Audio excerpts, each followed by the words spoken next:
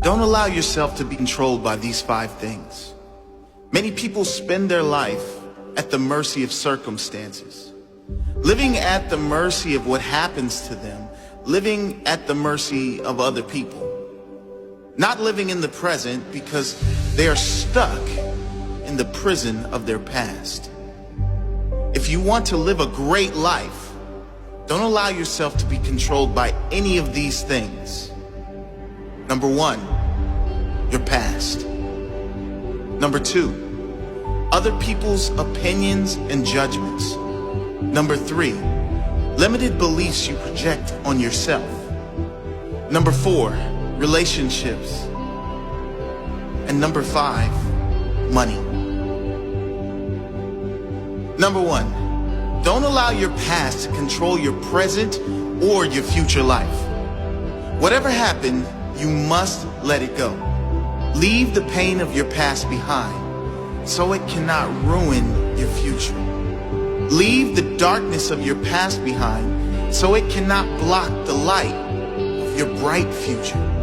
Your past is gone.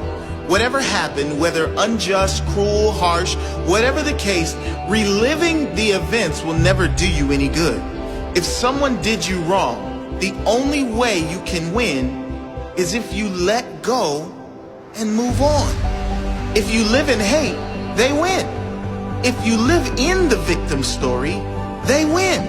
If you want to win, you must focus on building your future and start right now. Release that weight from your back so you can be free. Don't allow events from the past which are now gone to ruin this moment, which is perfect. This moment, which is now to enjoy, which is ready for you to live fully. Number 2, don't allow other people's opinions and judgments to control the direction of your life.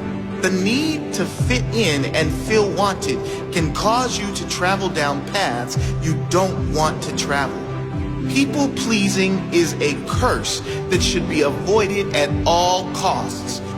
Before you do anything, ask yourself, am I doing this because I want to do it, or because of my fear of judgment from others if I don't? You were born unique for a reason. You were born to stand out, to be appreciated and loved for who you are. Don't dim your light so you fit into the dull background of other people's lives. Shine bright as you are. Those who really care for you will see that light and shine with you. Number 3, don't allow your life to be controlled by your own limited beliefs. Now, a warning with this one. These beliefs may be conscious, but more than likely, they're unconscious. They may be unconscious limitations that have been conditioned in you from a young age and throughout your entire life by listening to those around you who never reach for their own dream. Notice your own limited beliefs and tell them to shut up. There is nothing you cannot do, nothing you cannot have, and no one you cannot become if you believe in yourself. If you believe anything is possible, guess what? Anything is possible. When you change your belief from limited to unlimited, your potential is unlimited. Imagine what you could achieve if you lived your life as though anything is possible, as though miracles are a standard requirement of every day. As the saying goes, when there is no enemy within, the enemy outside can do you no harm. When you have nothing inside holding you back, there is nothing outside that can hold you back either. Your entire life will change the very instant you decide to change your mindset. The instant you decide to see everything as a gift. When you decide to see every circumstance and challenge as a blessing rather than a curse, the very instant you become conscious to the fact that everything in it is as it should be, and know that fighting what is insane. Number 4, relationships. A touchy subject. But if you are always needing another to be happy, to feel complete, then you are always one moment away from a breakdown if that person leaves you, or unhappiness if the relationship you are in is not going well. I'm not suggesting to avoid relationships. There is no force on earth that is greater than love and connection. I am talking about those who can't live if they aren't in a relationship. Those who will be with just about anyone, including all the wrong ones, just to avoid spending a moment being single. What I am saying is to develop enough mental strength that you get to the point where you don't need others to make you happy. You are just as happy being alone as you are in a relationship. And number 5, this is what controls the majority of humans on the planet. Can you guess what it is? Money. This does not mean you shouldn't want abundance. It doesn't mean money is evil. You know as well as I do what great things you can do and how many people you can help with money. What this means is, do not allow your decisions to be controlled by money. If you are choosing something only on the factor of how much money is involved, you've just made the wrong decision. What you will find is that when you follow your heart and you lead with your intention to serve others, to give your best to others every single time, when you follow your intuition and truly give your soul, then the money will come. And it will come in far greater amounts than if you simply chase money for the sake of chasing money. So challenge yourself to live the life you want to live, free from being controlled by anything. Find your freedom. Live fully. You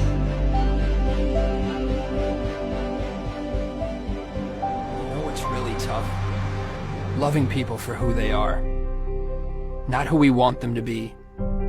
Not who we think they can be. But loving them exactly as they are today. It's tough because we have our own expectations by which we measure others. We focus so much on whether the other person is meeting our standards that we forget to love them for being uniquely flawed and evolving, just like ourselves. Perhaps at a different pace, in a different place. But when we actually succeed, when we love someone for who they are, we see how quickly they transform into the greatest, most inspired version of themselves. You see, the truth is that we don't know a thing about the silent battles fought by those we admire. Battles that are perhaps compensated by the very bravado we respect. We do not see the pain hidden behind their smile. We don't see the suffering and loss they've endured. But more importantly, we do not know what wisdom is hidden in the hearts of those who go unnoticed. Recognizing this humanizes our role models, flattens our egos, and gives us reason to treat every person with compassion and kindness. The most broken people have taught me more about life than some teachers ever could. They taught me hope. Now, one of my favorite things to do is give that hope to others. To understand their fears and assure them that their dreams are much more powerful than their demons. To dissolve their insecurities and remind them that they don't have to have it all figured out in order to move forward. These things are my favorite, not because I have more to share than anyone else, but because it is so often that I myself need to hear the words I speak. By offering hope to others, I develop hope for myself. See, the reality is that no matter how insightful someone may seem, they are equally clueless. Enlightenment begins here, with the sobering reminder that there are no masters in life, only helpers. So be a helper, inspire someone, empower their soul. Awakening to this journey is the treasure. It is the only treasure. Because cemeteries are not just where we bury those who have passed, but also where we entomb the treasures of our future. Think for a moment of all the untapped wisdom and love. Think of all the books that will never be written, hugs that will never be given, and dreams that will never come to light. In this light, the cemetery is the most valuable place on earth, for it is here where our regrets come to rest. Think of this when that voice in your head says you're not good enough or convinces you to start tomorrow instead of today. Think of this when you're holding a grudge. Think of how fortunate you are to have another day to share your gifts with the world. If for no other reason, think of this. Be humbled by this before you do the things you wish. I assure you, if you think as often as you should, you'll never postpone another day. So think, and spend every ounce of your life in the passionate pursuit of that which moves your soul. Let your treasure be known.